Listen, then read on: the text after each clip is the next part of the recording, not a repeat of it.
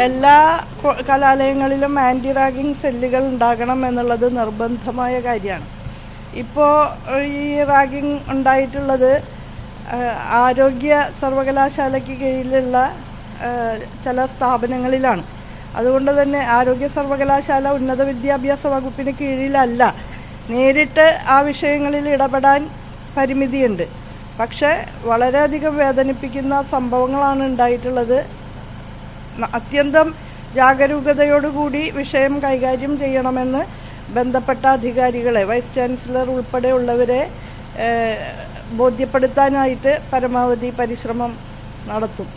ഉന്നത വിദ്യാഭ്യാസ വകുപ്പിന് കീഴിലുള്ള എല്ലാ സ്ഥാപനങ്ങളിലും വളരെ സ്ട്രിക്റ്റായിട്ട് തന്നെ ഇത്തരം കാര്യങ്ങൾ സൂപ്പർവൈസ് ചെയ്ത് പോകുന്നുണ്ട്. കാലത്തിൻ്റെ വിപര്യങ്ങളെ ഏറ്റവും വലിയ നിലയിൽ ബാധിക്കുന്നത് കുട്ടികളെയാണെന്നാണ് നമ്മൾ കാണേണ്ടത്. വലിയ രീതിയിലുള്ള സംഘർഷത്തിലൂടെ മുന്നോട്ട് പോകുകയാണ് നമ്മുടെ സമൂഹം ഒട്ടാകെ തന്നെ. അതിൻ്റെ ഭാഗമായിട്ടുണ്ടാകുന്ന ചില ഹിംസാത്മകമായിട്ടുള്ള സ്വഭാവങ്ങൾ നമ്മുടെ വളർന്നു വരുന്ന തലമുറയിൽ ഉണ്ടാകുന്നു എന്നുള്ളത് ഭീതിപൂർവ്വം മാത്രമേ നമുക്ക് കാണാൻ സാധിക്കൂ.